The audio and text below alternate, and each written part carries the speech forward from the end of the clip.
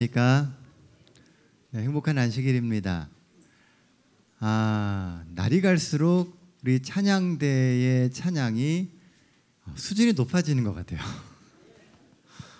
정말 그런 찬양입니다. 요즘 우리는 불볕에 찜통더위라는 말이 공감되는 그런 시간을 보내고 있습니다.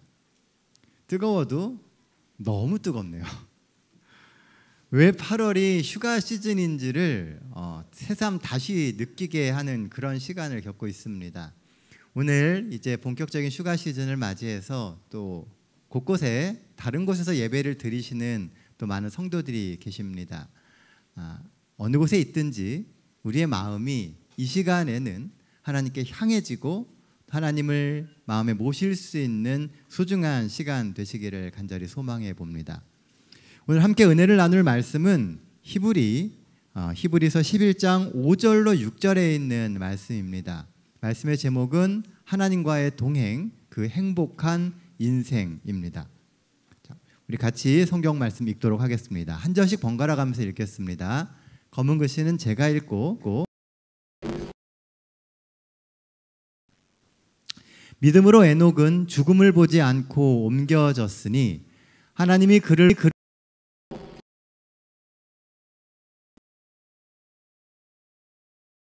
기쁘시게 하는 자라 하는 증거를 받았느니라. 하나니 하나님께 나아가는 자는 반드시 그가 계신 것과 또한 그가 자기를 찾는 자들에게 상 주시는 이심을 믿어야 할지니라. 자, 오늘 본문의 이야기는 누구에 관한 이야기예요? 에녹에 관한 이야기입니다. 우리는 에녹이라고 하는 인물에 대해서 많이 들어봤고요. 그리고 너무나 잘 압니다. 그런데 생각보다요, 성경에 에녹에 관한 내용이 많지 않습니다. 그럼에도 불구하고 에녹이라고 하는 그 인물은 신앙을 하고 있는 우리의 머릿속에 아주 강력한 인상을 남기고 있죠. 왜 에녹이 강력한 인상을 남기게 됩니까? 그는 살아서 하늘에 간 사람이기 때문에 그래요. 사실 우리도 그러고 싶은 마음이 굉장히 많잖아요. 그러다 보니까 이 에녹이라고 하는 인물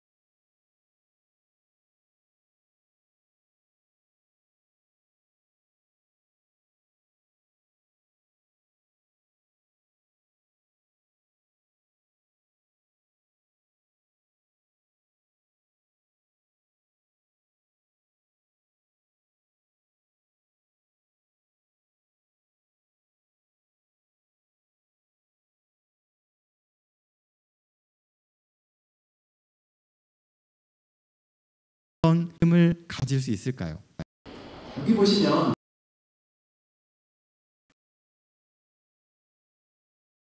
성경에서 기록된 아담과 그 후손들의 나이와 창조 때부터의 그 연대를 이렇게 기록한 거예요. 보통 우주력이라고 불리는 연대 계산법인데 하나님이 아담을 창조하신 그 해를 영년으로 보는 겁니다. 그래서 그때부터 자녀를 낳을 때마다 죽을 때마다 이렇게 기록을 해놓은 거예요. 아담이 창조된 이후에 930년을 살았기 때문에 그의 생존 기간을 맨 위에 지금 표시했습니다. 아담, 그래서 0부터 시작해서 930까지 딱 되어 있잖아요. 각각의 이름 옆에 태어난 해에 해당되는 때예요. 자, 그러면 셋은 10살, 아담이 100살 겁니다.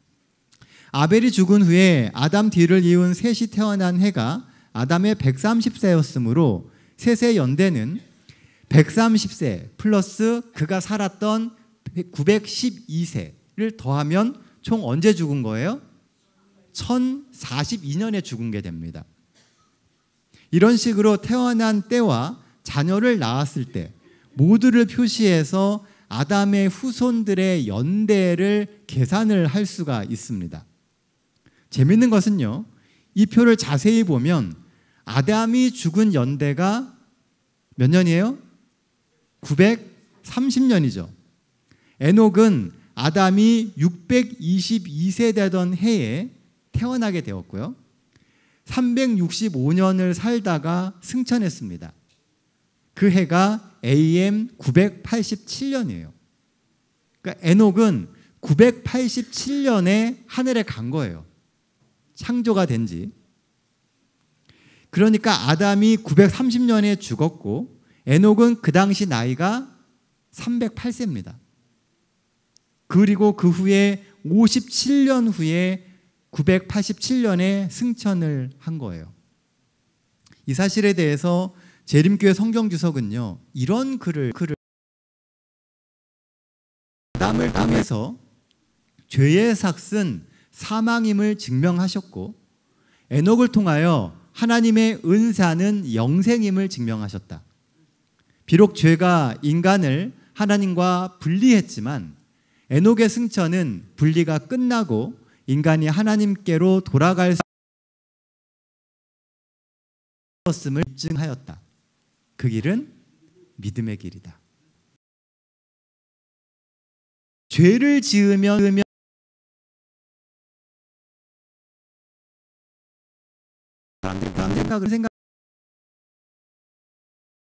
그 이야 틀릴 수도 있겠다라는 생각을 한 거예요.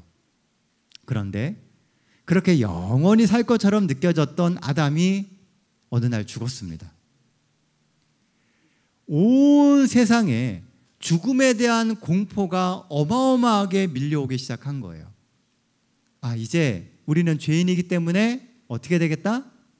다 죽겠구나. 희망이 없구나. 그런 생각을 하고 있을 때 하나님은 에녹을 통해서 비록 죄의 삭은 사망이지만 그런 분리가 이제는 끝나고 하늘로 갈 수 있는, 하나님과 다시 연결될 수 있는 길이 있음을 보여주셨다는 겁니다. 그리고 그 길은 믿음의 길이다라고 이야기하고 있는 것입니다. 에녹의 승천은 그 당시 인류들에게 얼마나 큰 희망이 되었겠습니까? 진짜 하나님이 주셨던 구원의 약속이 말뿐인 호언장담이 아니라 진짜 성취된 것을 그들은 직접 보는 거예요. 에녹의 승천은 죄를 이기고 하늘에 갈 수 있다라고 하는 커다란 희망의 증거가 되었습니다. 그리고 그 증거를 우리 역시도 보고 믿고 지금도 기다리고 있는 겁니다. 사실 에녹은 하나님과 동행하며 하늘에 갔지만 같은 시대에 또 다른 이들은 하나님을 떠나서 죄를 키워가는 그들만의 세계를 만들고 있었습니다. 한쪽은 믿음의 길을 걸으며 하늘을 준비하고 살아가고, 다른 한쪽은 자신의 세계를 구축하며 다가올 멸망을 준비하며 살아갑니다. 그래서 아담의 아들인 셋의 계열의 족보와 그리고 가인의 계열의 족보의 삶이 전혀 다른 방향으로 가고 있음을 우리는 성경을 통해서 보게 됩니다. 한쪽은 죽음을 이기고 하늘로 가고요, 다른 한쪽은 이 땅에서 그들의 세상을 만드는 데 집중하다가 멸망해가는 모습을 보게 된다는 겁니다. 그리고 그 결과 에녹 이후 불과 3세대 만에 홍수로 세상은 멸망할 지경에 이르게 됩니다. 정말 눈 깜짝할 사이예요. 한쪽은 하늘을 향해 막 나아가고 있고 한쪽은 멸망을 향해서 금방 내려간다는 겁니다. 그 기간이 영원할 것처럼 느껴지고 오래 걸릴 것처럼 생각하지만 사실은 우리가 생각하는 것보다 훨씬 빠른 시간 안에 그런 엄청난 차이가 생기게 된다는 겁니다. 같은 시대를 산다고 다 똑같은 길을 가는 것은 아닙니다. 오늘 우리의 삶은 에녹의 승천은 마지막 세대를 살아가며 예수 그리스도를 기대하는 우리의 삶의 표상입니다. 어떻게 하면 우리도 하늘에 갈 수 있는지를 보여주고 있어요. 도대체 하나님을 기쁘시게 한 에녹의 믿음은 어떤 믿음이었을까요? 본문은 에녹의 두 가지 믿음의 특징을 우리에게 말해주고 있습니다. 6절 말씀입니다. 하나님께 나아가는 자는 반드시 그의 계신 것과 또한 그가 자기를 찾는 자들에게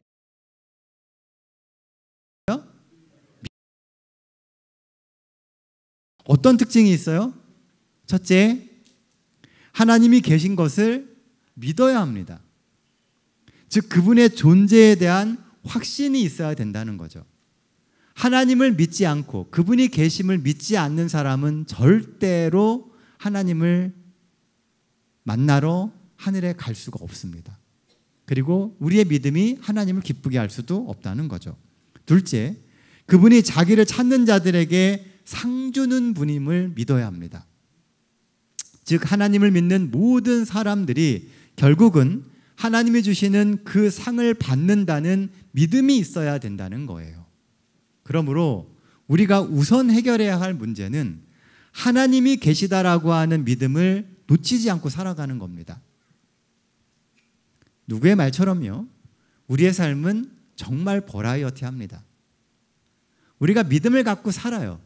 여기 믿음 없는 사람은 아무도 없습니다. 다 믿음이 있어요. 그런데 복잡하고 아주 다양하고 상상조차 못하는 일들이 우리의 삶 속에서 자꾸 발생을 하니까요, 우리의 믿음이 흔들립니다. 우리의 믿음을 흔들어 놓을 듯한 사건 사고가 우리 삶에 넘쳐나고 믿음으로 도전한 여러 시도들이 여지없이 실패하는 경험들을 우리는 종종 합니다. 그럼에도 불구하고 우리의 믿음은 흔들림이 없습니까? 에녹이 살았던 시대는요, 아까 말씀드린 것처럼 그냥 평탄한 시대가 아니었어요. 한쪽은 그렇게 하나님을 믿고 살아가지만 다른 한쪽은 하나님을 철저히 부인하며 그들이 원하는 삶, 그들의 삶에 만족을 주는 쾌락을 추구하는 삶을 살았다는 겁니다. 그런 환경 가운데서 중요한 것이죠. 성경은 반드시라고 하는 단어를 넣어서 에녹이 가졌던 믿음의 강도를 표현해주고 있습니다. 이 반드시가 차이를 만들어요. 에녹은 확실하게 반드시 계심을 믿었습니다. 어떤 상황에서든지 하나님은 반드시 계시다라고 하는 그 믿음을 갖고 살았다는 거예요. 여러분들은 언제나 하나님이 계심을 반드시 믿으십니까? 자, 그런데 보세요. 그러면 우리는 우리의 매일의 삶 속에서 하나님이 내 삶에 계신 것처럼 살고 있습니까? 하나님이 반드시 계세요. 내 삶에도 계세요. 오늘 우리가 살아가는 삶의 순간순간마다 라고 하는 것처럼 살고 있느냐는 거예요. 우리가 세우는 계획과 우리가 준비하는 모든 것이 성경에서 약속하는 그 약속의 말씀대로 이루어질 거라고 믿으며 행동하며 살고 있느냐는 겁니다. 돌아보면 이 부분이 우리의 삶 속에서 어찌 보면 약간의 모순처럼 느껴지는 그런데 하나님이 첫 번째가 아니에요. 하나님을 믿는다고 이야기하는데 우리의 삶의 최우선순위가 하나님이 아닌 경우가 너무나 하나님이 반드시 계시는데 어떻게 하나님이 그러니까 우리는 이 부분을 깊이 생각해 볼 필요가 있어요. 에녹에게 있어서 하나님의 존재는 생생한 현실이었고 하나님과의 매일의 동행은 날이 갈수록 그 깊이를 하나님이 이 에녹을 안 데려가실 수가 없는 거예요. 나날이 깊이를 더해가는 믿음, 우리가 사모하고 추구해야 할 믿음은 나날이 깊이를 더해가는 믿음입니다. 하나님 안에서 하나님을 더 많이 믿을 수 있어야 된다는 겁니다. 그래서 주님과 동행하는 그 자리를 지켜내야 하고 더 많은 시간을 할애해서 의도적으로 하나님과 함께하는 삶을 살아가야 합니다. 그렇게 하시겠습니까? 우리는 이런 각오가 필요해요. 믿음 생활은 그저 믿습니다 하고 적당한 거리를 유지하고 사는 게 아니고요. 이 믿음의 삶의 모든 걸 거는 겁니다. 왜냐하면 마지막 때는 점점 다가오고 있거든요. 예전보다 예수님이 오실 날이 하루 더 가까워지고 있어요. 그럼 우리는 거기에 더 많이 집중하고 삶에 더 많은 것을 거는 것이 정상적인 겁니다. 그런데 우리는 예전과 똑같은 거리를 유지하며 믿음이 있다라고 생각하며 살아가고 있다는 거죠. 에녹의 믿음의 또 다른 특징은요, 그 두 번째는 하나님이 자기를 찾는 자들에게 상 주시는 분임을 믿고 살았다는 겁니다. 이것은 단순히 하나님을 잘 믿었으니까 하나님이 복을 주신다라고 하는 보상 심리를 가졌다는 의미가 아닙니다. 내가 하나님 잘 믿었으니까 하나님이 나한테 잘해 주셔야 돼. 이게 아니라는 거예요. 우리는 이런 생각을 굉장히 많이 갖고 있어요. 하나님과 믿음을 놓고 뭘 해요? 거래를 하고 있는 거예요. 내가 하나님을 믿어드리니까 하나님은 나한테 잘해 주셔야 돼요. 구원도 해 주셔야 되고 내 삶의 모든 것들을 이루어 주시고 거래가 성립이 되는 거예요. 근데 우리의 믿음이 이런 차원인 에녹의 믿음은 그런 거래 차원의 믿음이 아니라는 겁니다. 도리어 세상 끝이 하나님을 믿는 성도의 승리로 끝난다는 예언에 대한 확신을 갖고 있다는 거예요. 비록 지금은 내가 힘들고 어려운 삶을 살아가고 있지만 내가 하나님을 믿고 끝까지 붙들고 있으니까 하나님이 반드시 내 삶에 구원이라고 하는 상을 주실 거라는 거예요. 우리가 붙들고 믿고 있는 이 성경 말씀이 그대로 하나하나 성취되는 이 상을 우리가 누릴 수 있다라고 하는 믿음을 갖고 있었다는 겁니다. 그러니까 하나님이 에녹에게 뭘 보여주세요? 마지막 때에 있게 될 모든 사건들을 다 보여줬습니다. 부자선지자에 보면은 에녹은 예수님의 재림도 보았고요. 마지막 시대에 있게 될 세상의 모습도 다 보았어요. 하나님이 보여주십니다. 성경에 나오는 그 예언이 그저 먼 미래의 이야기라고 그냥 밀어버리기에는 그런 일들이 우리의 삶에서 너무 많이 일어나고 있다는 겁니다. 에녹이 살던 시대나 지금 우리가 사는 시대나 세상은 악이 판치고 그리고 공의는 짓밟히는 것처럼 보입니다. 지금 잘 먹고 잘 살기 위해서는 뭐를 하든 상관없다라고 하는 그런 사상이 그때나 지금이나 동일하게 성행하고 있다는 겁니다. 그래서 하나님의 말씀을 믿는 믿음이 필요해요. 왜냐하면 하나님의 말씀은 세상 끝에 주께서 반드시 오실 것이고 믿음을 지킨 성도는 모두 구원받고 잘했다, 칭찬 들을 것이다 라고 약속해주고 있기 때문에 그렇습니다. 우리의 삶에서 일어나는 사건 하나하나에 일희일비하지 않고 그것 때문에 우리의 믿음이 막 흔들리는 그런 것이 아니고 딱 중심을 잡고 하나님을 향해 나아가는 믿음이 오늘 우리에게 필요하다는 거예요. 에녹은 그렇게 살았습니다. 그래서 하나님이 에녹을 하늘에 데려가실 수밖에 없었던 거예요. 부자선지자 85페이지에 이런 말씀이 있습니다.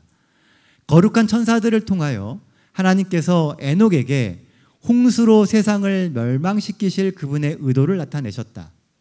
그분은 또 구속의 경륜을 그에게 더 완전하게 나타내셨다. 예언의 신을 통하여 그분은 그를 홍수 후에 대대의 사람들과 그리스도의 재림과 세상의 종말에 관한 큰 사건들을 보여주셨다. 하나님은 하나님을 믿으며 살아가는 사람들에게 앞날에 있게 될 사건들을 보여주십니다. 그냥 깜깜이로 살라고 하시는 게 아니고요. 명확하게 앞으로 있을 일들을 보여주며 믿음을 지켜가라고 하시는 분이 우리 하나님이시라는 거예요. 굳건한 믿음에는 그 믿음이 더 단단해질 더 많은 증거와 기회가 옵니다. 그러나 믿음을 갖지 않으면 그 증거가 없기 때문에 시간이 지날수록 그 두 집단의 믿음의 차이가 점점 커지게 되는 거예요. 같은 시대를 살면서도 누구는 미래를 보며 예수님의 재림을 바라보고 있는데 누군가는 여전히 자신의 왕국을 세우는 데 집중하다가 멸망을 예비하게 된다는 것입니다. 하나님이 계심을 믿고 반드시 하나님을 믿는 자들에게 하나님께서 상 주신다라고 하는 굳건한 믿음을 갖자 하나님은 천사를 통해서 에녹에게 미래의 일들을 보여주셨습니다. 그래서 그는 이 땅의 미래, 곧 인류의 결국을 본 사람이 되었습니다. 오늘 우리는 하나님이 살아계심을 생생히 믿고 살아가고 있습니까?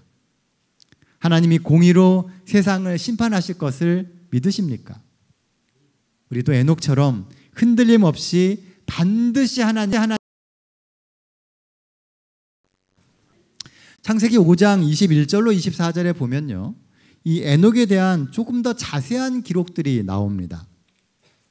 에녹은 65세에 무드셀라를 낳았고 무드셀라를 낳은 후 300년을 하나님과 동행하며 자녀들을 낳았으며 그는 365세를 살았더라.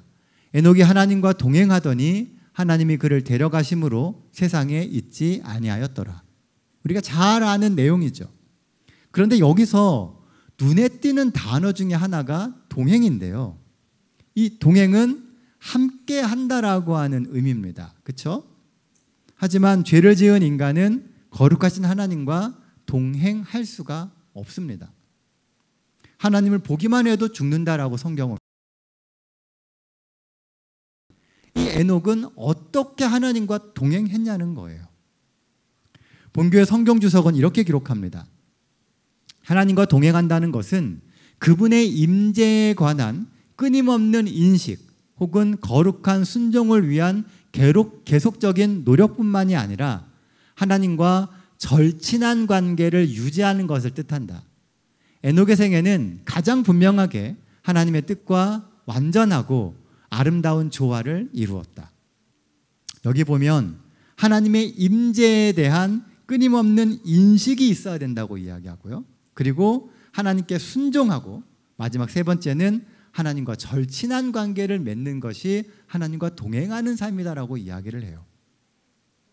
하나님의 임재를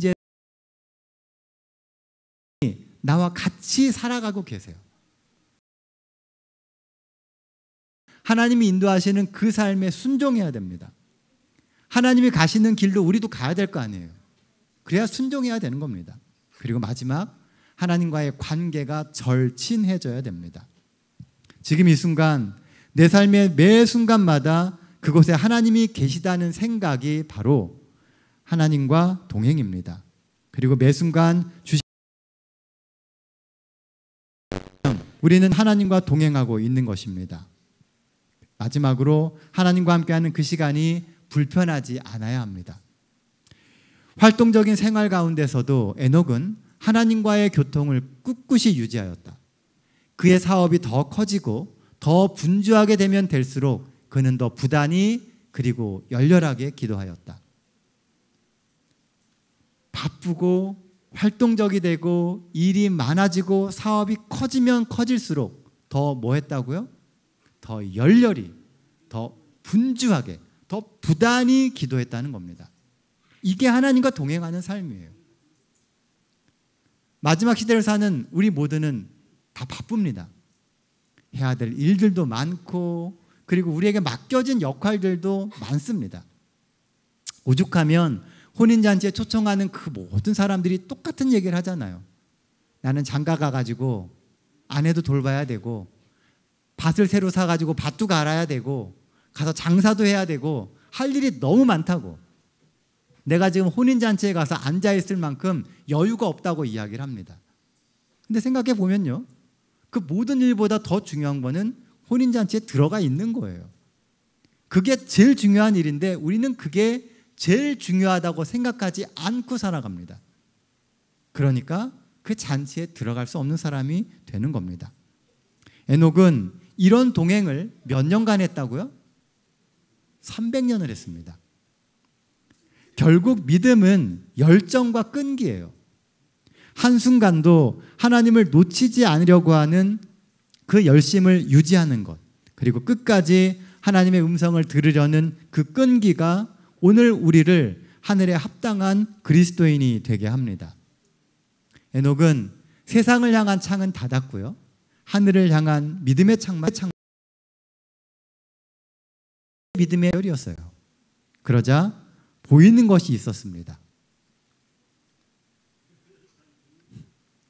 에녹은 65세에 무드셀라를 낳았고 무드셀라를 낳은 후 300년을 하나님과 동행하며 자녀를 낳았으며, 여기 보면요, 에녹이 하나님과 동행한 시점을 뭐 한 다음에요?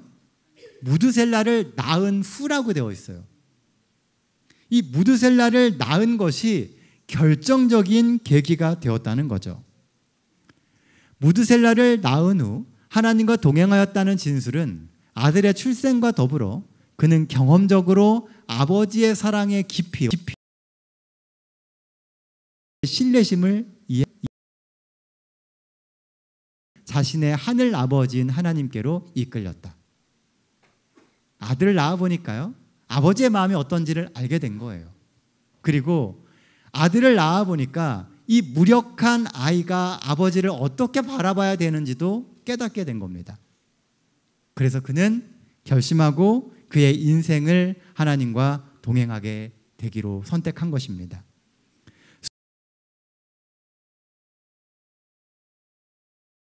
풍성해지게 만들 수 있습니다.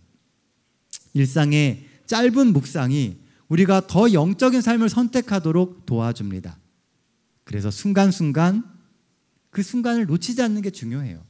하나님이 우리에게 주시는 그 기별들, 순간의 깨달음 같은 것들을 절대 놓치지 마십시오. 순간순간이 중요하기 때문에 우리가 그 순간을 놓치지 않기 위해서 하나님과 동행할 수밖에 없는 거예요. 하나님과 동행했던 에녹의 삶은 어떤 굳건한 결심 때문이었다라기보다는 매 순간 그 소중한 하나님과의 시간을 놓치기 싫은 결과는 겁니다. 우리의 삶도, 우리의 가정도, 더 나아가 우리의 교회도 매일매일 하나님과 더욱 가까워졌으면 좋겠습니다. 에녹과 같이 하나님의 백성은 마음의 순결과 하나님의 뜻에 일치될 것을 구할 것이며 마침내 그리스도의 형상을 반사할 것이다. 이제 말씀 정리하도록 하겠습니다. 하나님과 함께하는 오늘 이 하루가 소중하십니까?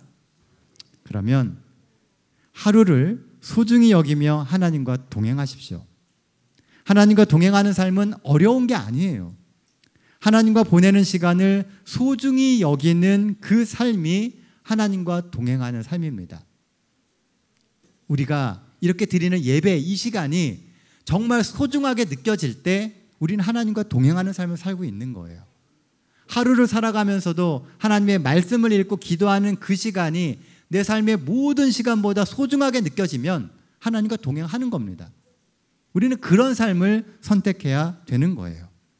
다음 둘째, 하나님이 내 삶에 늘 계심을 믿고 역사적 종말이 하나님을 믿는 성도된 우리의 승리로 끝날 것을 믿으며 살아가야 합니다. 하나님이 살아 계세요. 우리의 삶에 계세요. 그래서 우리가 결국은 이 모든 인류 역사의 끝에는 승리자로 남게 될 것을 믿으며 살아가십시오. 이 한 주도 에녹처럼 주와 동행하는 삶으로 삶의 의미를 찾아가며 모든 성도들 되시기를 간절히 소망하며 오늘 말씀 마치도록 하겠습니다.